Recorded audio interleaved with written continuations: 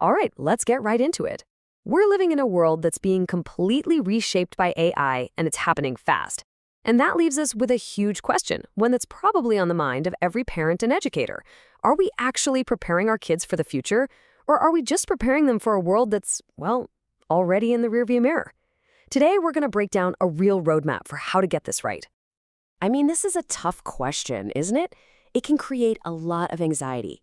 You see your kids doing their homework, you see them studying for tests, and you can't help but wonder, is the goalpost they're running towards being moved by technology like way faster than any of us can keep up? It's a real worry.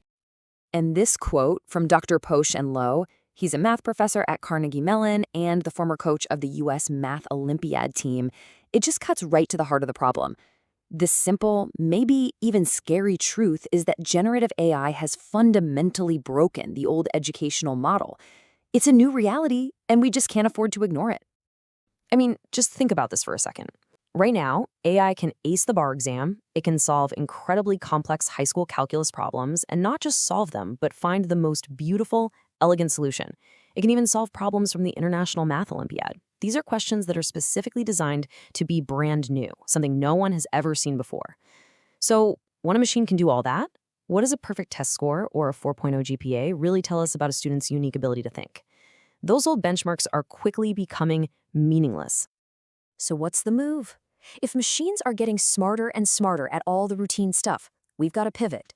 The goal of education can't be about trying to beat the machines at their own game anymore. It has to be about doubling down on what makes us uniquely, powerfully human. This right here, this captures the whole philosophical shift we need to make. We are moving away from a system that rewards memorizing answers for a test. Instead, we have to build a system that rewards the ability to ask great questions and to tackle problems you have never, ever seen before. It's a huge shift from just performing well on your own to creating something amazing with a team. Okay, so the first pillar of this new curriculum is all about rewiring the brain. The goal isn't just to learn coding or to learn math formulas. The goal is to use these subjects to build up the mental muscles for logical reasoning and critical thinking. It's really about training kids to look at a totally original problem and have the confidence and the creativity to figure out a way forward. But look, just being smart isn't enough. Not even close.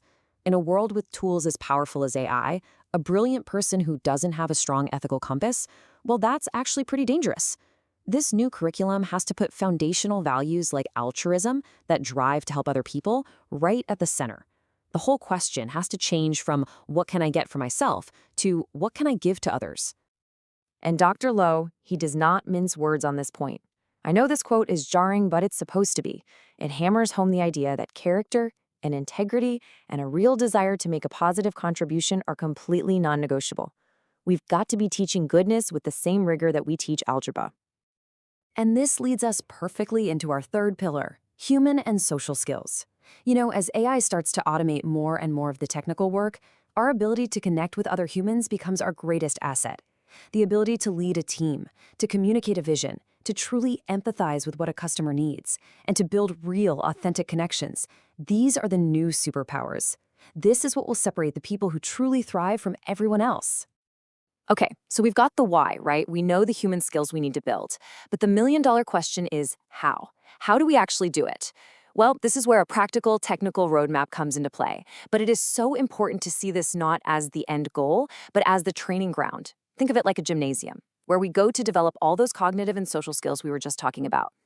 The whole journey is a really logical progression. You start with play, and you gradually build towards some pretty sophisticated applications.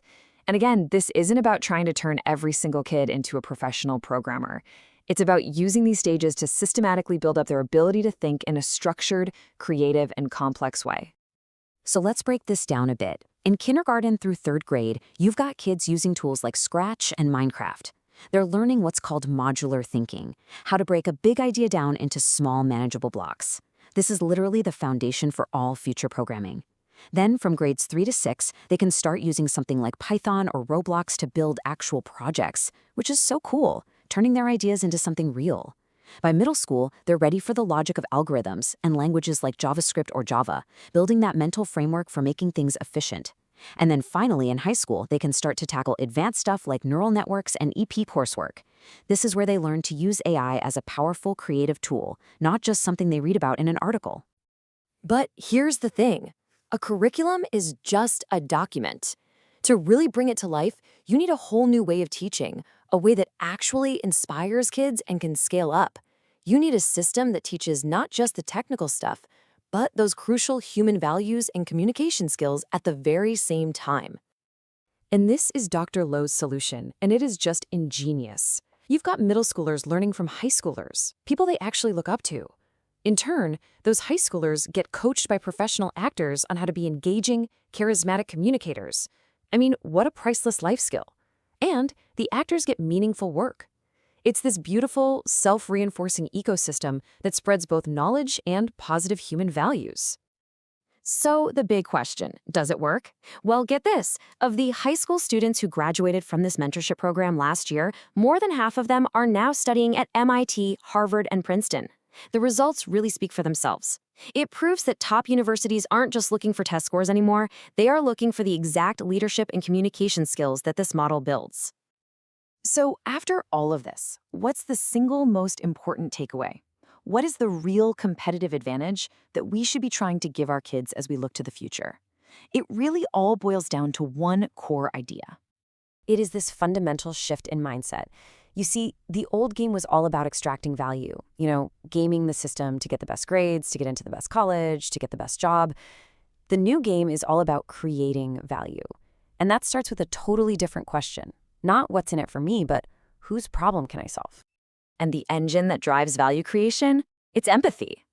And let's be really clear, this isn't some soft, fluffy skill. It's the ultimate economic and creative tool. The ability to truly see the world from someone else's perspective, to really understand their struggles.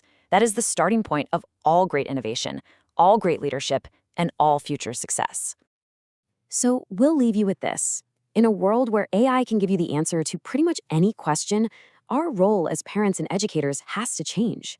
It's no longer about making sure the homework gets done. It's about inspiring creation. It's not about what our kids can memorize. It's about what value they can bring to the world. So, what will you empower them to create?